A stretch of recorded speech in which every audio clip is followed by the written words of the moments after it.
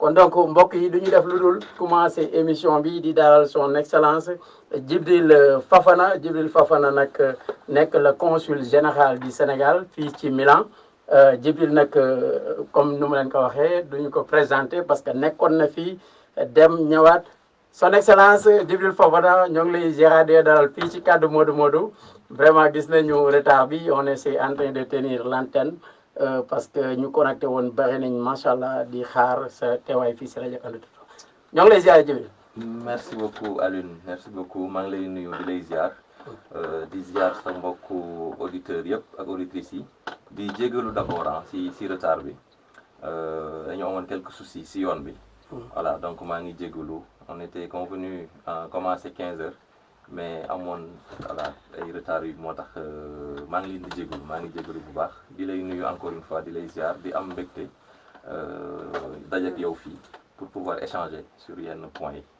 son excellence ñoo ngi lay ziare toujours encore di am mbégte contentement yow yaakaar naa ba ngi ñëw ba tey ñoo ngi doog gisee di jégalu parce que boobu ba léegi waroon nañ fa jaar ñëw ziare boo gis nañu aussi de loin yu nga entamé def lépp excellence ñu nga reprendre service ça fait 4 ou 6 mois comment vous avez trouvé le consulat ba nga ñëwee. waaw voilà j'ai pris service effectivement le 14 avril dernier 14 avril. Consulat bi ça va bon trouvé nañ ko ces conditions yu xawoon a compliqué un peu ndaxte depuis 2 ans dafa xaw a nekk si benn état bu xaw a doy waar quand même voilà mais ñu ngi si essayer parce que si gën a métti moom mooy état généralu consulat bi fekk nañ mu am problème mu chauffage en hiver problème mu climatisation en été. mais aussi fekk nañ problème yu métti muy escalier yi ascenseur bi plutôt am na tamit yeneen problème si fonctionnement bi mais ça va ñu ngi commencé di trouver solution yi ndànk-ndànk voilà ñu ngi commencé di trouver solution yi petit à petit merci bon en fait dans le cadre général débriefing nga nu nga trouver consulat bi dafa diagnostic lieu bi le personnel selon vous le personnel du consulat moom permettre na def liggéey bu consulat bi yëpp soxla.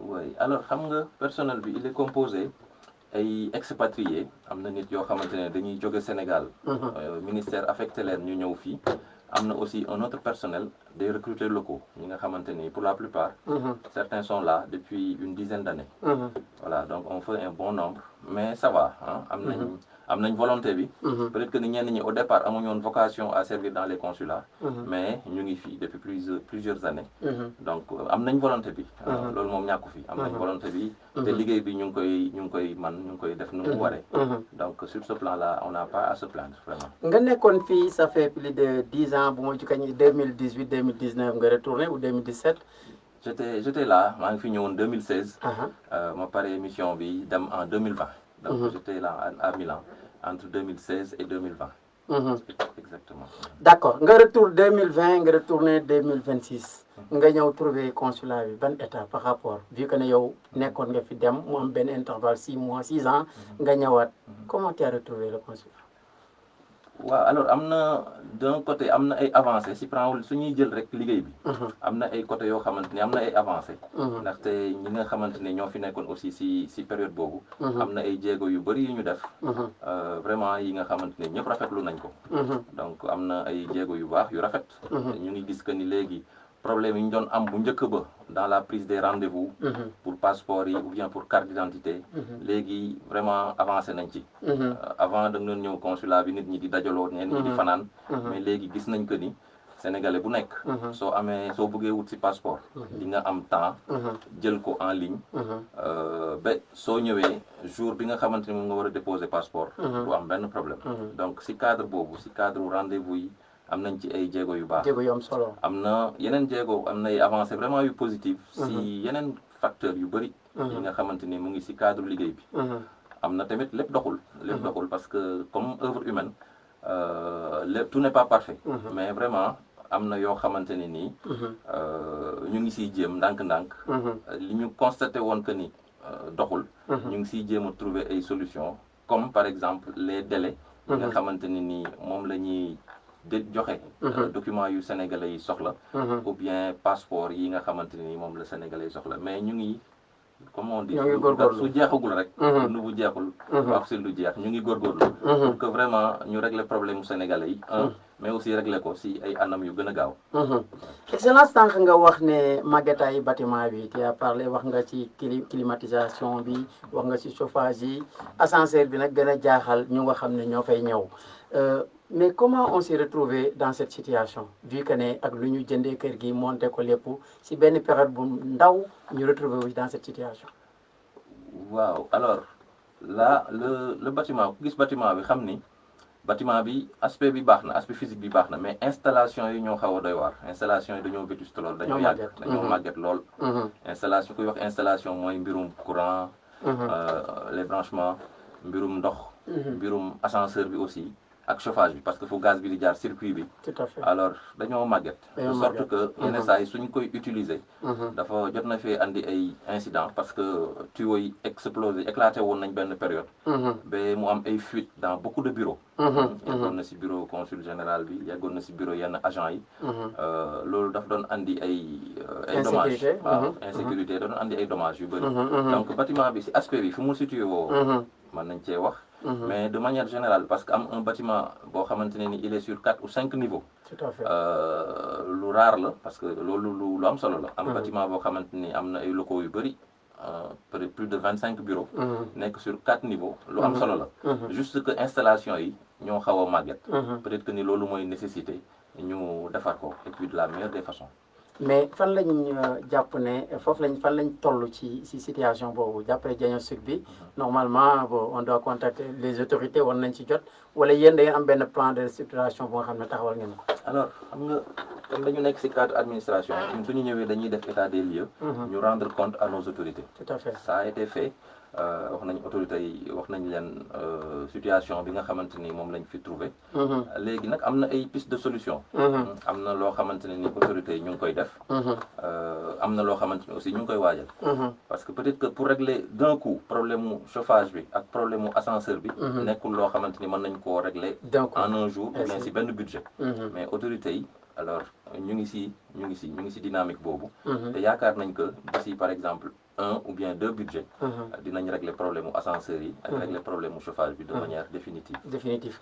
son excellence auditeur auditrice kaddu Modou Modou si émission bi la ñu bokk connecté nañ depuis yàgg na trop di ñu suivre je vais relire parce que de fur et à mesure ñuy dem xam naa tey dinañ ko jéem a baral y a Nogoy Diop qui est en ligne y a je lis ce qui ñu nga xam ne ñoo bind Aliou Jolof bonne continuation pour l'approche vraiment Abdou Khari Diokhane ñëwaat ne merci à vous kaddu Modou Modou toutes mes félicitations à l'ASBP Brescia pour ce grand prix de la jeunesse de Brescia bonne continuation bo Diop Mami Awa Delsiwat bonjour son excellence Assou Baba Seck Alioune Ziare lu bari namu naa la Sakho Malick bravo Alioune chapeau à monsieur Fafana un homme du céréal doublé d'un travailleur la communauté sénégalaise d'Italie a la chance de l'avoir comme chef de poste du consulat il faut que tout le monde l'accompagne loolu Malick Sakho le grand journaliste moo ko wax Diallo Ibrahima mu ne merci leen bëgg ñebe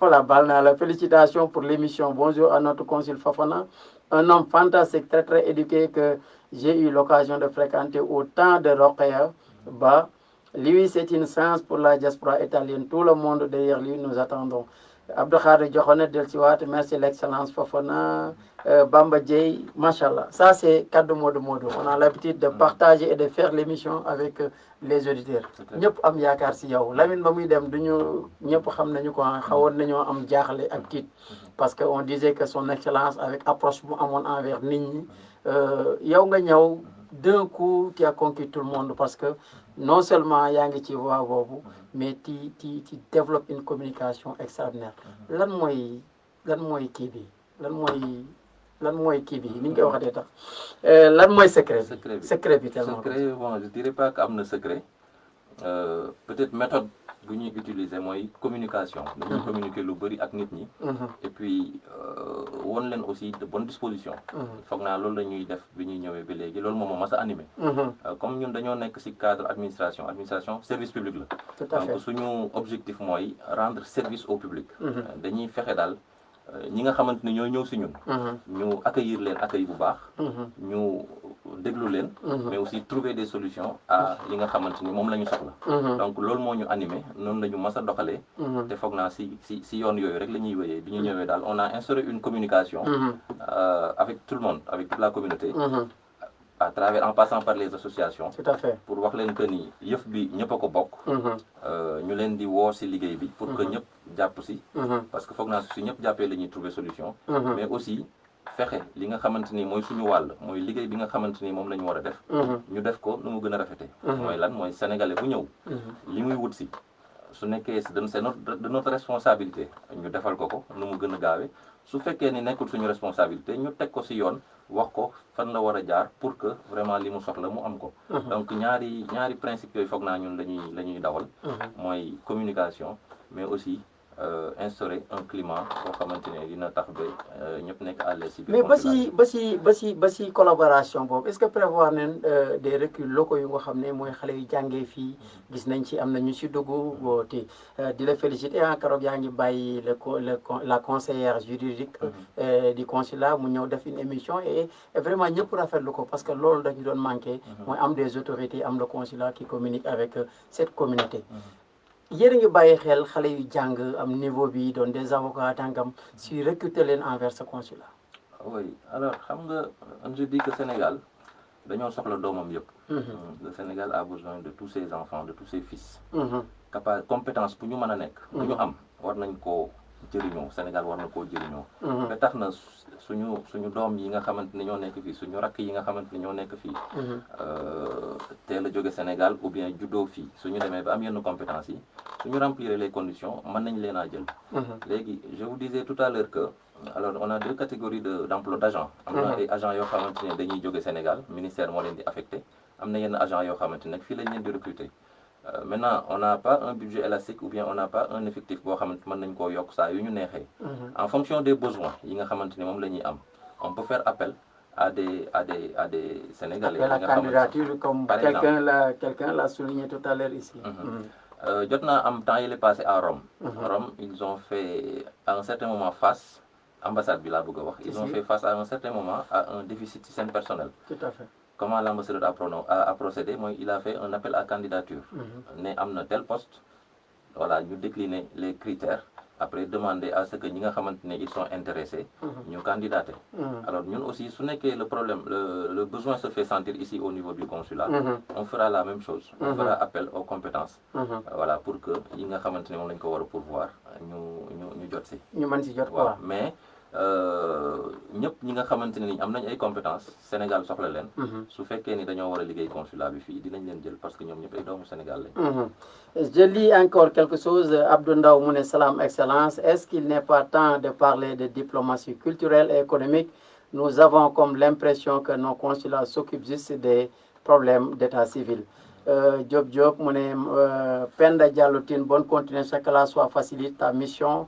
À quand l'appel à candidature promis? Je pense que loolu nga wax ci Mohamed Salis mu ne la com n'est pas tout. Colonie des vacances yaakaar naa ne mbëbët yi askan bi di xaar ci consulat bi bëri na ñu gis ne ba nga ñëwee da nga lancé journée citoyenne de nettoyage du consulat mooy que ne gis nañ association di ñëw di nettoyer ak nangam mais lan lañ jublu ci loolu. oui merci beaucoup de l'opportunité bi nga may ni pour ma mën see wax. bi ñu ñëwee comme niñ ko waxee au départ dañu constaté que ni état consulat bi dafa xawoon a délabré tuuti. alors ñu jël décision taaral ko. n'est-ce pas nettoyer consulat bi defar ko de sorte que sénégalais yi suñu ñëwee ñu nekk à l'aise vraiment dans cet endroit que nous partageons ñun ñëpp. parce que vitrine la mooy wane suñu taaru dëkk mais aussi endroit la boo xamante ne nii ñëpp fay ñëw. ñun ñi fay liggéey on fait plus de 20. mais chaque jour di nga gis 50 Sénégalais au moins di fay ñëw.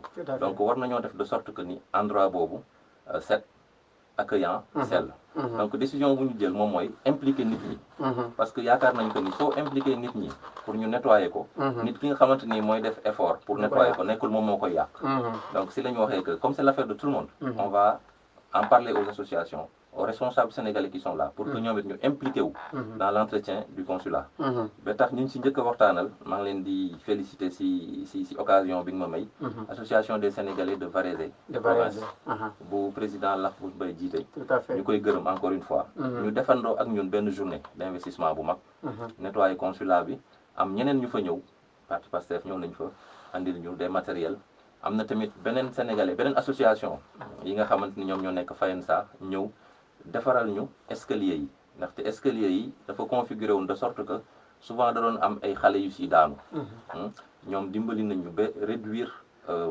marge yi réduire espace bi dañ ko defaraat ok dañ ko restructuré quoi dañ ko alors xam nga dafa yaatu woon léegi dañ ci dugal ay barres transversales de sorte que vraiment mënuñoo wax ne dootul am accident parce que loolu c'est du domaine de Dieu mais dinañ réduire nañ de sorte que pour mu amati accident dina xaw a doy waar loolu alors loolu yëpp boo gisee ñu def ko on s'ouvre à la communauté wax leen que ni mbir bi ak consulat bi mbiru ñëpp la donc ñëpp ñoo si war a jàpp parce que ce qu'on cherche encore une fois mooy que ni espace bi set espace bi accueillant sénégalais yi nga xamante ni ñoo fay ñëw ñu nekk le plus à l'aise possible donc si cadre boobu la ñuy defee démarche boobu te am na yeneen association yoo xamante ne nii pare nañ pour accompagner ñu si liggéey boobu def nañ ko le 19 bi passé te dinañ ko defaat ak ñeneen parce que ça participe si rendre suñu espace boobu accueillant mais aussi à ce que sénégalais yëpp ñëw jàpp si dugal si seen loxo mais loolu benn yoon lay am par mois wala comment ça se passe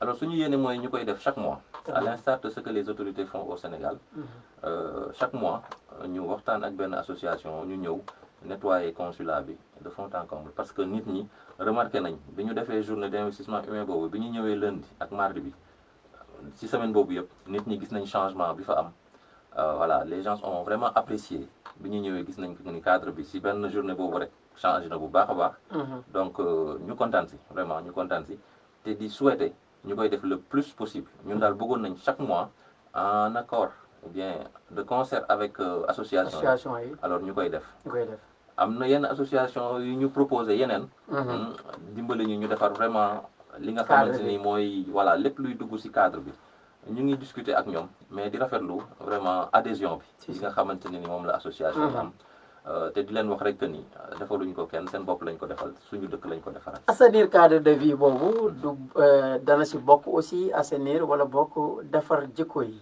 gis nañu ne yaa ngi hérité consulat bu nga xam ne juste avant ngay ñëw y avait les accusations mënuñ def émission bi duñ ko tudd y avait les vidéos qui circulaient jox nañ ma xaalis jox ñu xaalis ba yegg na ba ci Sénégal nan nga confronté woo problème boobu xam ne dafay jot rek yow nga ñëw voilà waaye bruit boobu bi ngay wax ni ñëpp foog naa yëg nañ ko tout à fait dafa xaw a gàkkal un tout petit peu deru Milan vraiment deru Milan deru ñëpp ñu fiy liggéey may wax que ni su fekkee pratique yooyu am na kenn rafetlu ko te dinañ def lépp pour que ni loolu jóge fi mais dafa am loo xamante ni nag alors du suñu responsabilité parce que dafa am ay sénégalais ñun dafa am loo xamante dañ ko tëral le code des impôts moo ko tëral wax ni consulat bu nekk ak ambassade bu nekk même service yi nekk Sénégal fayee ko xaalis suñ koy def c'est uniquement pour des timbres fiscaux tout à fait ñu ne document boo xamante ne ni da nga koy wut am na yenn document yoo xam ne c'est gratuit am na yeneen yoo xamante ne da ngay fay mais fay boobu du fay xaalis pour ñu dugal ko suñu compte mais ay timbres fiscaux la ñuy jënd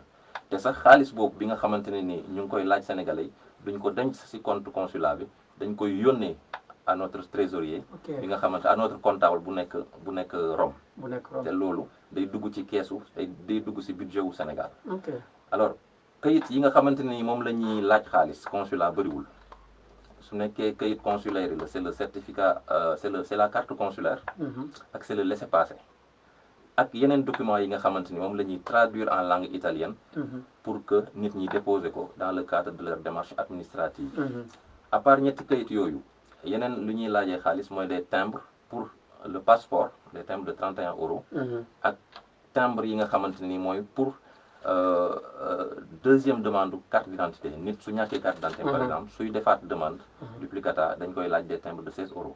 Donc su dul 5 dossier yi nga xamante ni moom laa la limal amul fenn fu ñuy Tout est laajee gratuit. nit xaalis laaju ñu la xaalis pour passeport bi gaaw laaju ñu la xaalis pour jël rendez-vous léegi nag si loolu laay woowee sénégalais di leen di wax ni suñu jógee seen kër pour ñëw si consulat bi defar lu kayit waruñoo am benn raison di taxaw si biti pour ay nit di leen di dogaale ou bien waruñu am benn raison di jox keneen xaalis nañu ñëw si biir consulat bi li ñu war a fay ñu fay ko foofu ñu jox leen timbre yi nga xamante ne ni ou bien dinañ gis timbre yi nga xamante moo war a nekk si seen document damay woote waat sénégalais ñu dimbali ñu si loolu ça doit être l'affaire de tout le monde ndaxte mbirum njuuj njaaj alors duñ ko favoriser te dinañ ko xeex suñu demee ba teg si suñu bët ba gis ci ay preuves yu claires alors lu ñu war a def dinañ ko def parce que on protégera personne incha allah. mais yan décision nga ci jël yu nga xam ne aussi askan bi ok sensibiliser nañ leen wax nañ leen lii la ñuy fayee xaalis bu leen jax kenn xaalis mais yan décision la ñuy jël sur les travailleurs ñu nga xam ne mbir mi souvent si ñoom lay retourner que ñoom la ñuy accuser l'environnement du consulat comme ñu ko ñenn ñu waxee nan la ñuy def pour assainir loolu yëpp parce que bu fekkee pratique yi depuis bu ñu am ñoo ngi koy dégg te réglé wuñ ci dara amul benn solution bu nga xam ne nit ñi teg nañ ci seen bët on continue toujours à vous accuser sur ces pratiques. Je pense que on a été cohérent début bi dañoo ñëw mu ñëwee ba léegi ñu définir documents yi documents yi ñuy defar ci consulat bi yëpp. bind nañ ko ci benn këyit. ñu partagé ko à notre sein.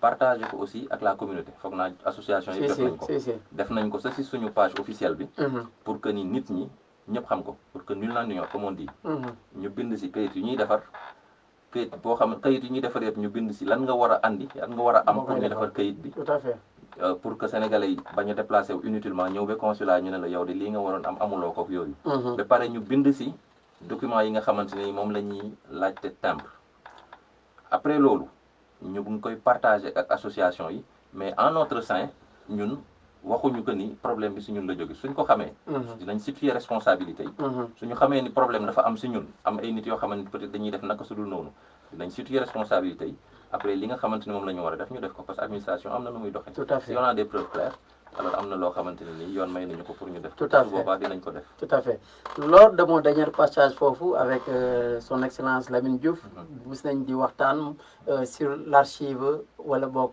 yu ñu doon móol état civil bi mooy extrait yi ak décès yi ak genre yooyu parce que y avait pratiquement benn désordre formal fan ngeen toll ci projet boobu voilà alors donc suñu archive yi xam nga état civil Sénégal dafa am nu muy doxee nekkul loo xamante ni dañ ko def ci ay machine yooyu état Sénégal mu ngi koy commencé na ko ñu ngi commencé di informatiser l'état civil état civil donc ñu ngi koy commencé def Sénégal te but bi moom mooy ñu def ko aussi pour l'état civil consulaire mooy état civil bi nga xamante moo nekk dans les ambassades et les consulats commencé nañ ko mais jeexagul parce que processus la dañoo tàmmoon ñun am ay registre physique moo tax bi consulat bi ubbee ba léegi am nañ ay registre chaque année muy naissance yi muy décès yi muy mariage yi enregistré nañ ko dugal ko ci ay registre mu ngi foofu ci biir consulat bi en attendant que ni processus bi nga xamante ni moom la état Sénégal teg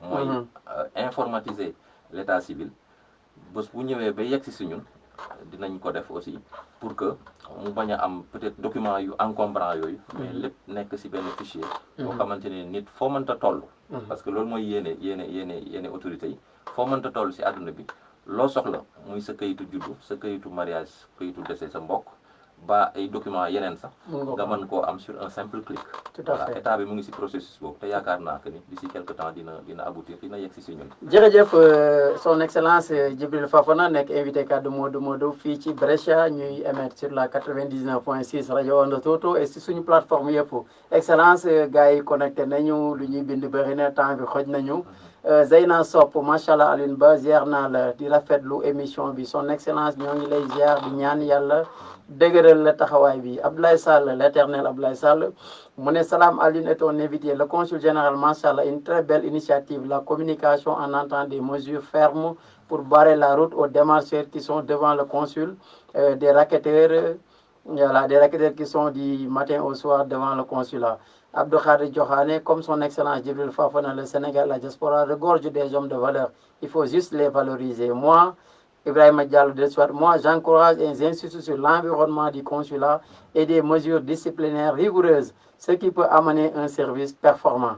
Yedi, le président Yedi Dia, toutes mes félicitations, son excellence, pour cette nouvelle étape de cette aventure soit riche en succès. Excellence, ma bàyyi la nga def commentaire ci message yi bëri na nag damay seppi di lire rek de Abdou Ndaw ba ci la communication beeg yooyu ba ci Yeti ban commentaire ngay def ci loolu. On apprécie critiques yi nga xamante ni moom la ñuy formuler mu nekk lu positif ak pas lu négatif parce que je crois que loolu mooy tax nit ñi avancer. di wax ni ñun on est ouvert vraiment à toutes les initiatives. mais dafa fekk ne am na loo xamante ni communauté bi ñoo koy initier. am na tout à l'heure ñu wax si que ni consulat warul nekk rek affaire u defar këyit ak yooyu. On est tout à fait d'accord. Nous avons des programmes. Nous avons des programmes mais su jógee si communauté bi ñun on peut aussi les accompagner. On projette si moyen ou bien si moyen terme bi faire des activités culturelles ak économiques. loolu suñu wàll la aussi les opportunités qu'on a dañ leen di saisir chaque jour. mais ñun bëgg nañ à terme par exemple dans un moyen terme dafay activités culturelles yu mag. yoo xamante ne ni dinañ valoriser le patrimoine ak la culture sénégalaise le patrimoine sénégalais ak la culture sénégalaise. mais bëgg nañ aussi tirer bénéfice des potentialités économiques qu'il y a ici dans ce pays-là. bëgg nañ daal d'ici peut-être 2 ans. on se donne ce temps-là pour bien le préparer. ñu def fi activités yu mag yoo xamante ne ni day nekk sur le volet économique ak sur le volet culturel. En collaboration avec les associations. toujours temps yi passé maa ngi doon waxtaan bi ma leen di recevoir. maa ngi waxtaan ak waa ASBP. bi ñu ñëwee à Milan. ma leen di wax que ni bëgg nañoo def activités yu bëri ak yéen bëggoon nañ par exemple. ñu instauré journée du détenu sénégalais. dañu ñëw ñu jàpp benn date ñu ne chaque année su date bi jotee dinañ def benn journée de solidarité. ak suñu mbokk yi nga xamante ni ñoo nekk en difficulté avec la justice italienne ba nekk ci prison yi. ñu nekk journée de solidarité boo xamante ne dinañ leen apporter non seulement soutien moral. mais aussi soutien matériel ci li nga xamante dinañ ko mën a soxla. loolu bëgg nañ ko def bëgg nañ def aussi d'autres activités. Pour diversifier, pour aussi être proche de la communauté sénégalaise. am na lu ñuy def tout le temps association yi nga xamante ni ñoo nekk ci différentes localités suñu xewlee ñun daañu ñëw. teewee fa pour dooleel leen au sein de leur communauté mais aussi au sein des autorités italiennes. parce que soog naa suñu leen doolelee. ñoom ci la ñuy amee doole. parce que ñoom ñoo nekk suñuy relais. tout à fait ci localité yooyu ak ci communauté yi. waaw tout à fait. di rappeler wala que son excellence Djibril Fafana c'est l'invité de Kaddu Modou Modou. Son excellence la situation des Sénégalais dans les prisons nga loo ci ban analyse nga ciy def. waaw c'est délicat c'est déplorable. waaw mais dafa fekk aussi dafa nekk loo xamante ne nii malheureusement dafa am. dafa am ay nit yu nekk peut-être nekkuñu woon ci yoon bu baax ba yoon teg leen loxo. Ce sont des choses qui arrivent. mais voilà. teewul nit kooku bon ou bien teewul li nga xamante ni moom la ñu war a def ak ñoom duñ ko def. en tout cas ñu ngi leen di assister du mieux que l'on peut. ñu ngi leen di assister ñu ngi leen di dem di seeti ñu ngi suivi seen i dossiers. par rapport ak autorités italiennes yi te bëgg nañ vraiment di leen di seeti lu mu gën a fréquent possible. waaw lu mu gën a fréquent possible mais ce sont des choses qui arrivent. malheureusement. Sur la réinsertion. am ngeen ci un programme parce que ñoo ngi ciy waxtaan avec la conseillère juridique. ñoom souvent bu ñu génnee dañuy tumuranke jaaxle. ban solution lañ ci war a am pour ñoom. wala consulat bi nan leen mën a accompagner. consulat bi de manière générale dafay assister sénégalais yi même si nag suñuy ressources doyul trop. parce que peut-être que am nañ ku ñuy dimbali sur le plan juridique mais amuñu avocat amuñu service social. lu ñuy am rek souvent mooy des aides ponctuelles. mais on a l'ambition dañ leen war a assister mais nous n'avons malheureusement pas les moyens yi nga xamante ni moo war a nekk suñu politique. mais en tout cas ñuy de tout cœur ak ñoom te à chaque fois que de besoin dinañ leen dem seeti suñu génnee aussi suñu xamee ci lan la ñuy bëgg a def ñun dinañ leen ci accompagner. waaw dinañ leen ci accompagner. parce que ñoom ñëpp ay doomu sénégalais lañ ni ñuy assister yeneen sénégalais yi dans les procédures administratives yi noonu lañ leen di assister aussi ci problèmes sociaux yi nga xamante ni moom la ñu am ou bien d'insertion. amoon nañ benn programme bu ñu lancé sur le recensement des Sénégalais di insister pour nit ñi déposer carte consulaire yi pour mën a xam ci statistiques yi ñuy véhiculer ñan ñooy Sénégalais parce que je pense que c'est très important ñu xam ñaata leen liggéey boobu fan ngeen ci toll. waaw alors ñu ngi si mais dañoo nekk ak benn communauté suñu communauté sénégalaise bi dañoo xaw a parce que dafa am ñu réticent. ñu réticent parce que suñu la waxee le nombre de cartes consulaires yu ñuy am par année du refléter le nombre de sénégalais yu am fii réellement. parce que annuellement le nombre de cartes consulaires yu ñuy am ça tourne autour de ay 1000 1500. mais est-ce que nit ñi xam nañu réellement. ak aussi lan mooy njëriñu carte consulaire. parce que am na ñu nga xam ne tey ñun tey bu ñu laaj lan mooy njëriñu carte consulaire ñu am passeport italien wala ñu nekk passeport sénégalais am séjour. mais duñ ko xam te mën naa am dañuy foog ne rek ñun intéressé wuñu lan mooy njëriñ li tey occasionnellement. nga mën ci communiquer si loolu. d'accord alors boo xoolee soo gisee sa passeport sénégalais soo ko ubbee à la dernière page am na fu ñu bind peut-être ñëpp duñ ko seetlu. La plupart duñ ko seetlu mais lu ñu bind sa carte sa passeport la nee nañ sénégalais bu établir à l'étranger war nga si 3 mois yi nga xamante ni moom nga def si dëkk ba nga dem au niveau de ta représentation muy consulat muy ambassade nga signalé wu ñu immatriculer la maanaam pour nga am carte consulaire loolu lu muy jëriñ moom mooy benn dafay permettre représentation bi xam sénégalais yi nga xamante ni ñoom ñoo nekk si juridiction loolu dafay permettre aussi en cas d'information ou bien en cas de besoin ñu mën laa jox li nga soxla comme information mais aussi ñu mën laa apporter assistance bi nga soxla mais nekkul ñëpp ñoo koy def ndax suñu defoon recensement fii je suis sûr que la plupart des Sénégalais du ñu lire détail boobu bi nga xamante ne mu ngi ci passeport u ñëpp tout à fait donc njëriñu carte consulaire à part yi ma cité yooyu mooy aussi Sénégalais bi suy ñibbi su nekkee dafa toogoon ci dëkk bi bay ñibbi définitivement mën nañ koo defaral ce qu'on appelle un certificat de déménagement qui peut lui servir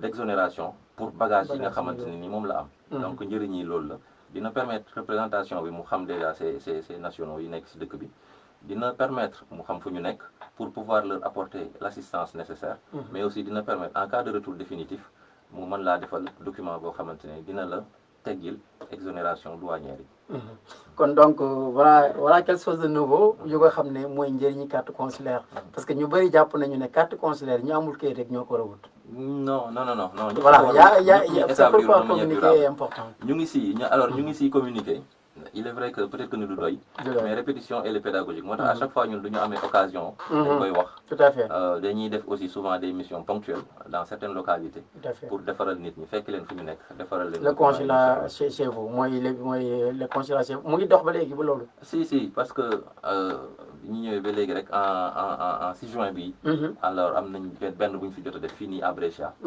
te ambitionné nañ ñu koy def le plus régulièrement possible chaque année au moins ñu def 4 yu mag 4 sorties yu mag dans les grandes localités pour que ñu fekk sénégalais yi fi nga xamante ni foofu la ñu dëkk pour mën leen a defaral seen passeport mën leen a defaral seen passeport ak de manière générale yeneen documents yi passeport ak yeneen documents yi passeport nag doo invité le consul général te duñ ci retardé wu tuuti bon les passeports gis nañu ne gën na yomb léegi plateforme bi génn na nit ñaa ngi ci jël rendez-vous mais récemment on a vu que ne délai bi dafa commencé augmenter quand tu déposes ak ba nga koy retiré dafa commencé gudd trop lan moo waral loolu waaw à un certain moment le Sénégal dans sa globalité mooy ñiy defar passeport yëpp service passeport yëpp ils ont été confrontés à un problème de talon c'est un problème général mais mu ngi am solution parce que bi mu ñëwee avril ba léegi amul du ñu toog weer sans que ñu dote ñu en talon de passeport moo tax boo leen ko seetloo dernier mois yi yëpp vraiment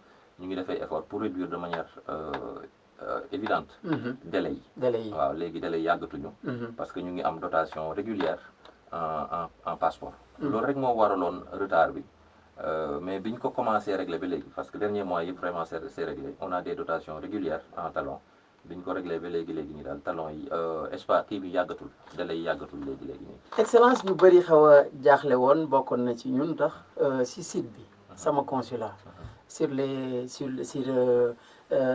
immobilisation données personnelles yi site bi dafa dépendre directement ci consulat bi wala Dakar la dépendre ci ministère bi non site bi dépendrul ci ministère bi consulat bi moo koy gérer mais on vous garantit que ñun leen di assurer que données yi ñu ngi koy préserver parce que clause la bu ñu signé ak le responsable de la plateforme données yi ñu ngi en sécurité duñu seetaan données yi nga xamante ni moom lañ ñuy jox moom la Sénégalais yi di joxe pour mën a accéder si kii de rendez-vous yi ñu koy salfaañe ou bien ku nekk di koy mën a am mais est-ce qu'on peut pas digitaliser aussi carte consulaire bi bu fekkee parce que je pense que mënoon nañ ko dugal si biir de telle sorte que day am remplissage après peut-être à votre niveau ñu jéem a fexe ni ñuy def ba nit ki di ko mën a am sans se déplacer même bu fekkee carte QR la bu ñu lay envoyé après. D'accord alors am na benn processus bu autorité yi commencé ñu ngi bëgg a lancer commencé nañ ko. carte consulaire boo xam ne day général. ñëpp a koy bokk. ok nga nekk Amérique sénégalais nga nekk Amérique nga nekk Europe nga nekk Afrique day nekk carte consulaire boo xamante day niroo ñëpp a koy am te dina nekk ay données biométriques. ok alors ministère ñoo koy entamé ñu ngi ci phase de réflexion bi te yaakaar naa que ni léegi mu pare. pour que ñu mettre ko en œuvre. pour tous les sénégalais yu nekk ci diaspora bi. dina am avantage yu bëri. mooy dinañ mën a xam sénégalais yi nekk à l'extérieur parce que sénégalais bu bindu. dinañ la laaj données yi. ñu xam sa composition famille. ñu xam sa profil pour que données yooyu yëpp constituer benn base pour mën a servir à l'État sénégalais de manière générale. ministère mu ngi ci. te yaakaar nañ que ni léegi ñu nekk en phase de finalisation. ok pour mën a xam sa diaspora nu mu toll ak fan lañu situé wu quoi des compétences yeeg fu ñu situé wu yooyu yëpp quoi. excellence toujours on reste dans les associations man dama daan dégg souvent jamono yu ma fay ñëw ak wax yaa nga fa boobu lañ commencé di wax les associations et daïra on évite les associations et daïra mais loolu nekkul benn diffusion di benn lu nga xam ne mën na fragiliser association yi bu fekkee ne daayira yi léegi dañoo ëpp association yi wala ñu toll à les associations est-ce que mënuñu woon créer benn entité bu nga xam ne rek mooy représenter sénégalais yi muy association yi. waaw xam nga liberté d'association c'est reconnu c'est reconnu par la constitution. nañ sénégalais bu nekk yow yaay xool nan nga bëgg a organiser wu. donc xam nga doo ñëw imposer nit ñi nu ñuy mën a imposer nit ñi mën a def. sénégalais ñoom ñoo ñëw ñu ne dañoo bëgg a organiser wu ci format bu mel nii. ba tax na ñenn ñi ay association lañ ñenn ñi ay daayira lañ ñenn ñi ay groupement lañ ñenn ñi ay coopérative lañ. état lu muy def mooy que ni dès lors que nit ki organisé wu na ba am récépissé su ñëwee yow loo mën a def moom mooy recenser ko. te ñun loolu la ñuy def. dernièrement rek lancé woon nañ après que les autorités nous les demandaient lancé woon nañ au sein de la communauté benn demande. pour que association yu nekk ci dëkk bi quand je dis association mooy organisation. Je vais prendre le terme d'organisation. pour que organisation de sénégalais yu nekk ci biir dëkk bi dans notre juridiction ñu bind ñu tontu ñu en déclinant certains éléments loolu permettre nañu on a fait un premier recensement. permettre nañu ñu xam association yi nga xamante ñoo répondre ñu xam ñaata lañ fu ñu situé woo. lan la ñuy yëngu. si ban domaine d'activité je veux dire la ñuy yëngatu. donc communiqué nañ ko Dakar parce que quand je dis Dakar mooy suñu ministère ak autorités yi. ce qu'ils veulent moom mooy en attendant d'avoir des cartes consulaires générales. mais ñu am tamit répertoire des associations de sénégalais yu nekk à l'étranger. pour que ñu xam ku nekk si lan ngay yëngatu. ok voilà donc am nañ un premier jet boo xamante ni recensé nañ ko. ba yónnee nañ ko suñu autorité yi. mais fan lañ toll ak nan ngeen di dimbalee association yi ba ñu réorganiser waat parce que problème bi yëpp mooy association yi dañoo bari amuñu kan lañ ciy waxal. bon mu mel ne li ñu wax sànq nii day pousser aussi que association yi di gën a juddu parce que mentalité bi mooy man dem naa consulat nan ngeen di def ba dooleel les grandes associations ba ñu toll fu nga xam ne daneen mën a jëlaat association ndaw yi dugal leen ci association yu pour que ñu am benn interlocuteur bu nga xam dana faciliter liggéey. waaw alors Aliou association yi liggéey bu am solo la ñuy def parce que dañuy nekk ci dëkk bi. di regrouper wu déjà le fait que ñuy boole sénégalais yi nekk ci dëkk bi rek c'est une bonne chose ça permet de régler certains petits problèmes. ba tax ni lu tax a judd association bi lu gën a bari lu baax la lu am solo la. dina permettre ñu régler les petits problèmes solidarité rapatriement des corps ak yooyu yëpp quoi mais il faudrait que nit ñi tamit am benn ambition. de fédérer les associations. parce que suñu nekkee ni dañoo tasaaroo mënuñoo xeex ou bien mënuñoo am lépp li nga xamante ni moom lañ bëgg. il faudrait que pour les problèmes les plus importants.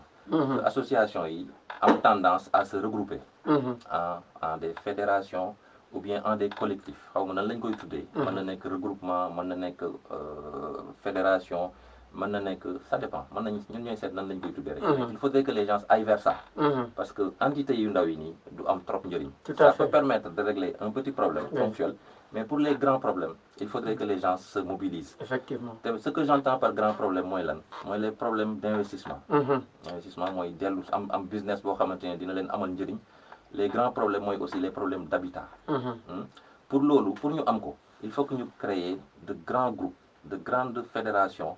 buy regrouper ay nombre sénégalais yu am solo. Voilà association yi baax na mais il faudrait à la longue penser à les fédérer. pour que ni li nga xamante ni mooy mbébétu sénégalais yi. mooy ñibbi Sénégal am fa sa kër.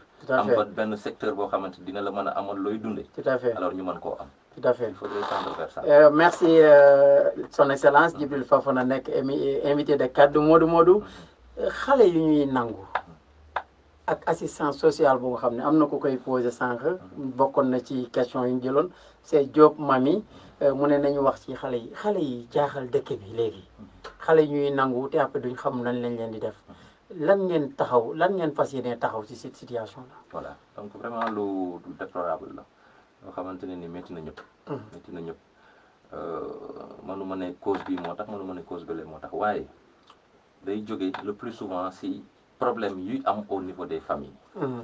ndaxte suñu famille yi am na yoo xamante ne si dañuy nekk si ay difficultés famille yi lëj nañ diggante yi jaxasoo nañ. ba tax ni peut-être foofu la ñu war a commencer. moo tax am na waxtaan boo xamante ni war nañ koo def commencer ko si association yi. continuer ko si daayira yi yéegee ko si consulat bi dem tamit waxtaan ak autorités italiennes yi. pour que famille yi ñu jéem a régler problème yi fa nekk ndaxte su amee problème au sein des familles. si lay am problème ci njaboot yi. Tout à fait. xale yi dinañ dem ba benn instant dañuy déséquilibré dootuñu am environnement bu favorable pour mën a épanouir bu baax. Tout à fait. ba tax na ñeneen di intervenir autorités italiennes yi notamment di leen di jël. donc lu ñu war a waxtaanee la commencé nañ ci waxtaan ak ñenn ñi nga xamante ne nii ñooy association yi. ASOSB bu nekk Bergamo waxtaan nañ ci. waa ASBP ñëw nañ tamit waxtaan nañ ci. ce que l'on voudrait moom mooy inviter tous les acteurs yi nga xamante ni ñoom ñooy nekk fii ci biir société italienne. bi acteur am na ay sénégalais yi nga xamante ni ñu ngi fi ay personnalités vraiment. ñu ngi fi ay hautes personnalités lañ ci communauté sénégalaise bi mais aussi am chance. di liggéey ci structure italienne yi. Tout à fait. ñoom on va faire appel à eux. on va aussi faire appel aux autorités italiennes. ak suñu autorités yi. judiciaire notamment ñu waxtaan pour que ñu trouver une solution à ce problème là. ndaxte kenn du rafetlu le fait que ñuy ñàkk suñuy njaboot. ñuy ñàkk suñuy doom. donc commencé nañ koo waxtaanee comme ni ma la ko waxee waxtaan naa si ak ASBP. waxtaan naa si ak waa ASOSB. pour que ñu dajale toutes ces ressources là ñu discuter. nekkul affaire boo xamante ni benn fan lay doon. Tout à fait. mais on va discuter de ces thématiques là pour que ñu trouver une solution définitive. Tout à fait. pour que suñu doom yi ñu bañ koo ñàkk ndaxte ku ñàkk sa jeunesse xaw a hypothéquer sa avenir. Tout à fait. Excellence le responsable social nga xam ne moo géré mbirum social bi am na consulat. si am nañ commission sociale. am na commission sociale. am nañ commission. danay génn danay impacté.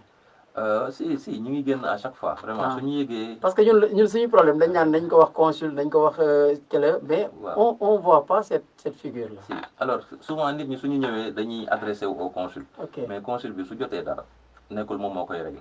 nekkul toujours moom moo koy réglé. organisé wu nañ ci biir consulat bi de sorte que ku nekk am na loo def. ku nekk am na looy def. am nañ commission sociale. am nañ commission juridique am nañ commission. ñoom lan mooy seen ñoom commission boobu. alors commission sociale on reçoit les demandes des Sénégalais. comme su consul tamit recevoir ay demandes moom ñoom la koy jox. su ko xamee alors ñu def si li ñu war a def dinañ woo nit ki dinañ déglu nit ki. dinañ déplacé wu. déplacement bi mooy seeti souvent nit ki mais aussi seeti autorités italiennes yi. services sociaux italiens yi. par exemple questura. préfecture. dinañ seeti nit ki pour accompagner nit ki pour assister ko. donc démarches yooyu yëpp la ñuy def. une fois que ñu am benn problème ñu diis ñu benn problème que mu jaar ci man ou bien que mu jaar ci consulat bi. un autre membre lu ñuy def moom mooy dinañ déglu Sénégalais bi. xool lan mooy problème bi. après ñi nga xamante ni ñëpp ñoom ñoo taq ci dossier bi. mooy autorité italienne yi autorité italienne bu mënta doon ñu dem foofu pour laajte. en vue de trouver une solution. bi nga xam ne dina mën a jàppale suñu mbokk boobu. consul son excellence ma lire dernier passage bi dernier circuit bi puis Abdou Ndaw il revient toujours il dit quand est-ce que la commission mixte sera convoquée pour une mise à jour des accords bilatéraux surtout la question de rapatriement des clandestins.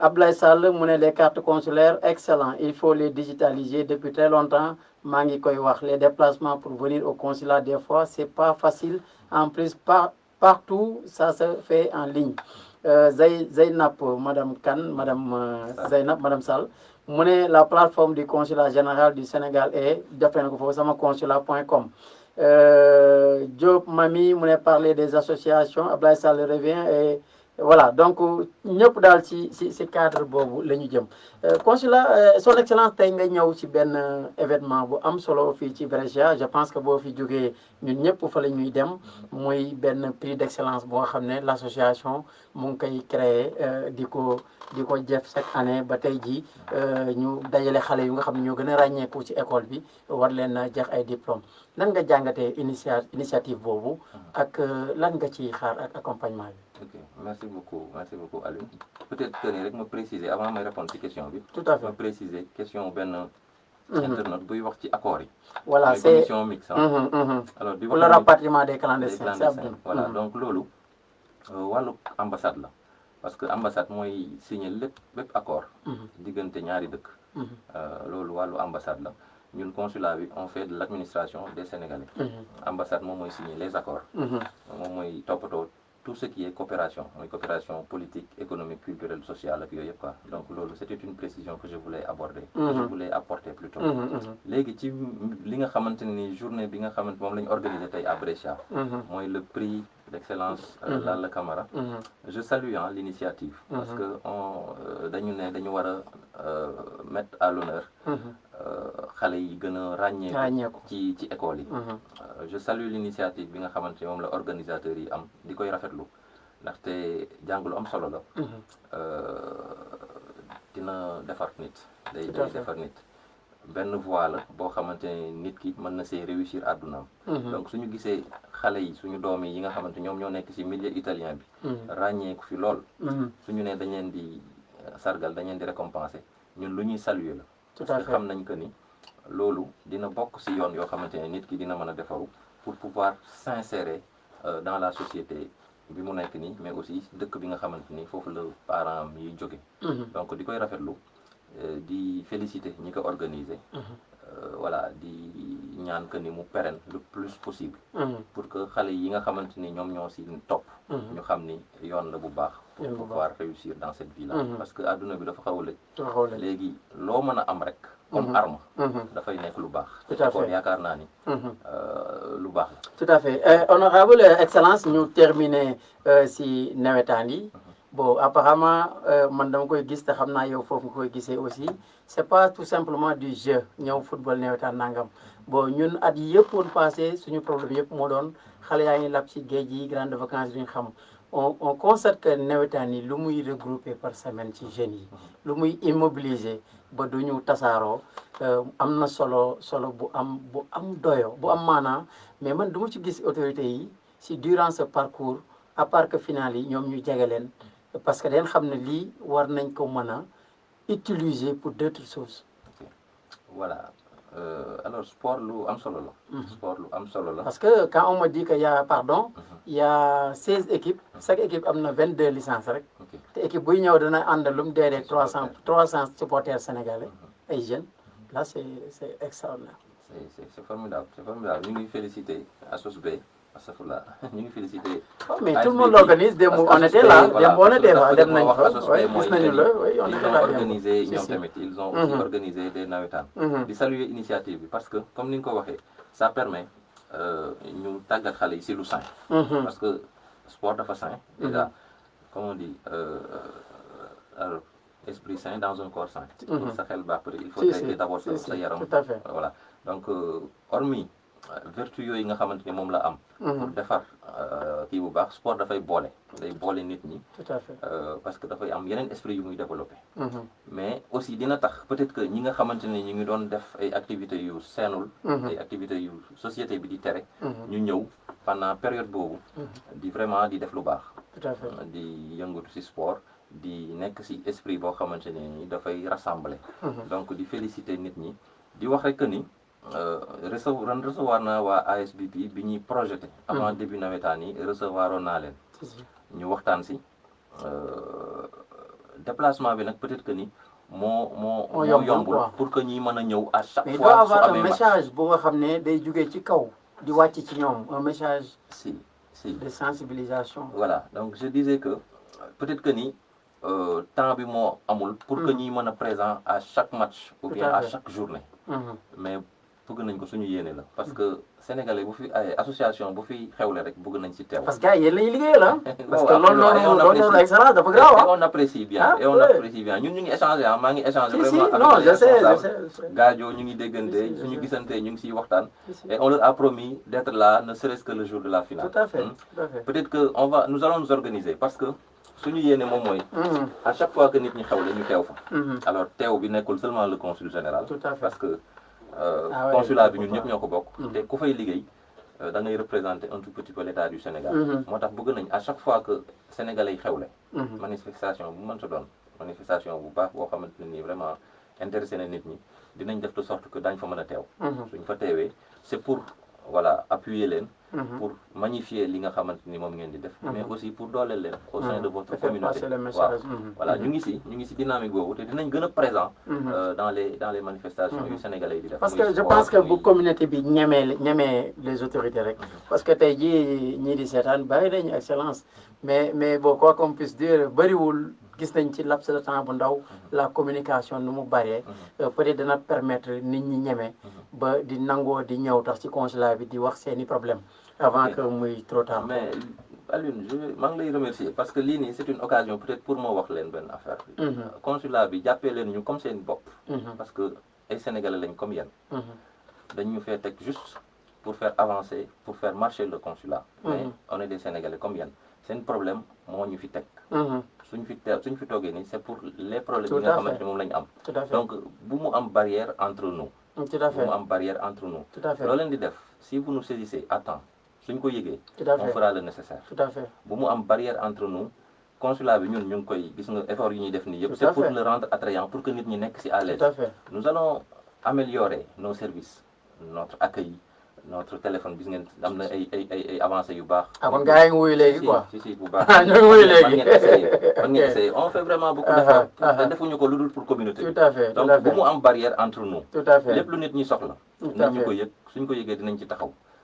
foofu soo leen fa ñëwee di ngeen fa fekk ay sénégalais comme yéen. tout à fait yi taxaw seen problème yi leen di déglu yi leen di accueillir comme frère comme sœur comme parent.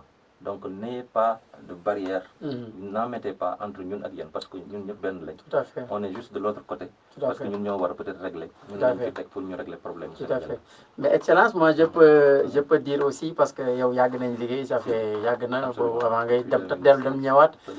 mais xam nañu problème askan bi te ñoo ngi ci biir askan bi ñoo ngi ci nangam. consulat excellence pour ñëw consulat ba il te faut une journée de férié. une journée de férié bi bu la yàlla dimbalee dëgg la ko tubaab bu ngay liggéeyal mën a may nga ñëw consulat ba là tu peux dire que tu perds 90 €. Tu prends le train aller-retour tu perds presque 20 €. mu dikk la 110 €.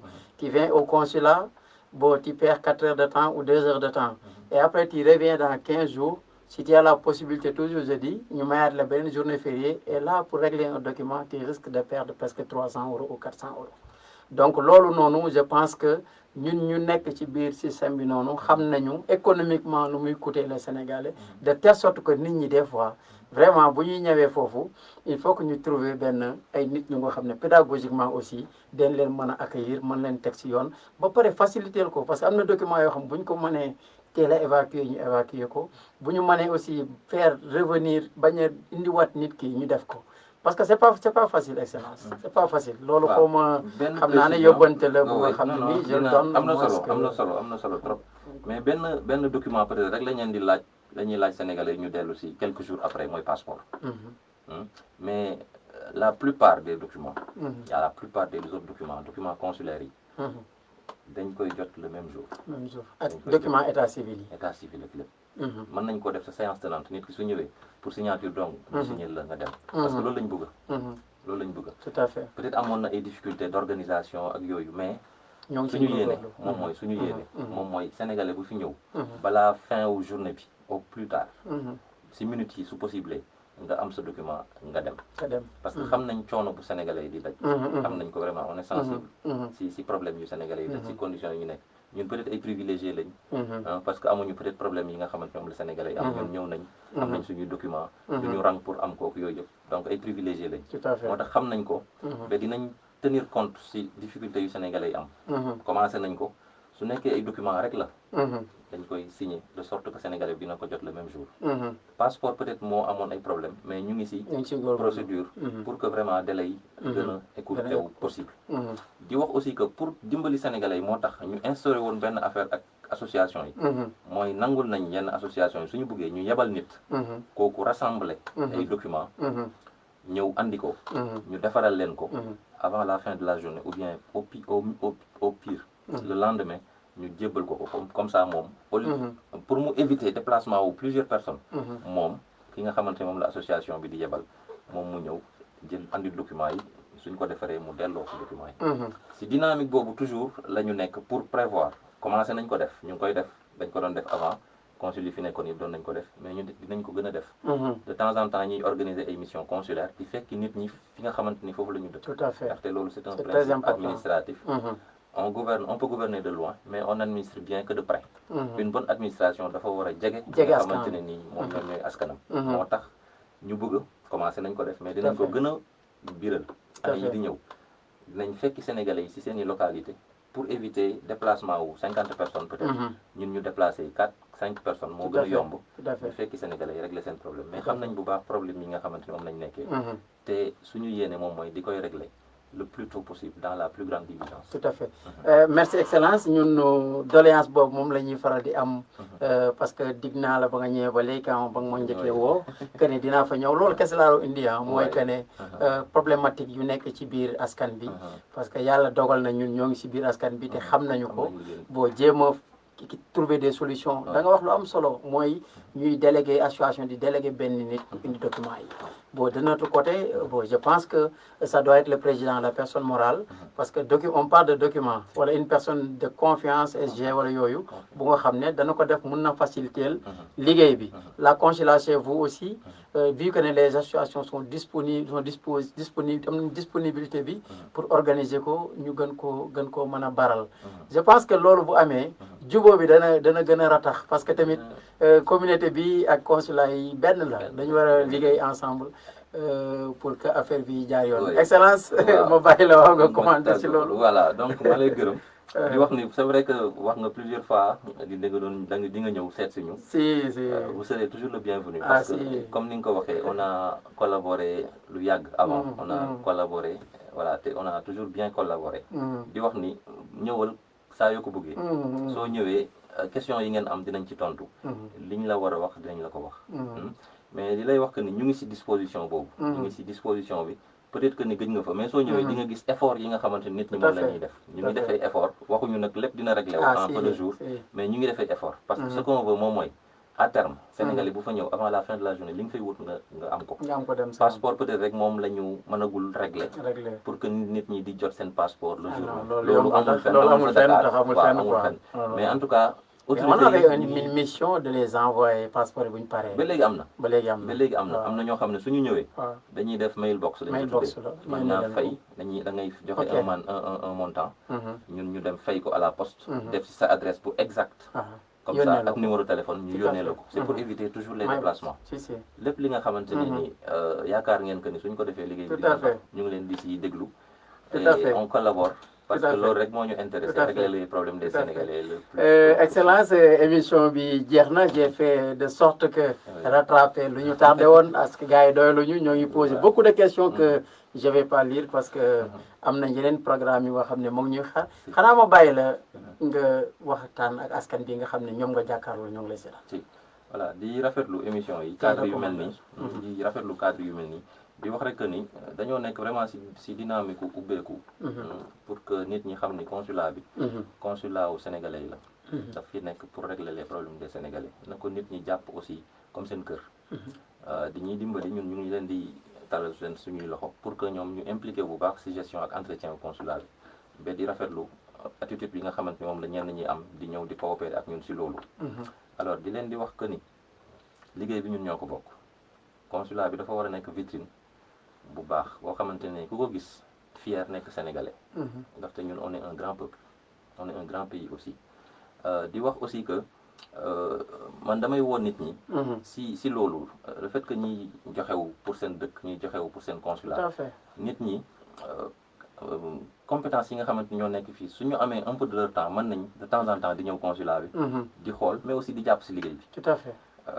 étudiants yi nga xamante ni aussi ñoom ñoo fi nekk su nekkee bëgg nañ expérimenter seen yenn jàng yi seen yenn capacité yi mën nañu ñëw consulat pour des stages mën nañu ñëw consulat pour des stages j'en ai parlé à certains responsables peut-être que ni après si kanam dinañ ci waxaat mais en tout cas si loolu la ñu nekk si dynamique ubbeeku si suñu environnement bi nga xamante moom la ñu nekk le nord de l'Italie pour que compétences yi fi nekk ñu mën leen a mettre au service de la communauté sénégalaise de manière générale donc loolu laa bëggoon lu may wax terminer loolu di woowaat ñëpp leen di wax que ni consulat bi pour yéen la na si ñëpp jàpp je crois que c'est pour nous tous merci excellence ñoo ngi lay sant di la gërëm vraiment di am mbégte ci émission bi nga xam ne seq nañ ko ak yow kon mbokk auditeur auditrice Kaddu Modou Flower yi ñoo ngi leen di nuyu leen jaare di leen jox rendez-vous dimanche prochain beneen invité fii ci Kaddu Modou jërë ngeen jëf merci beaucoup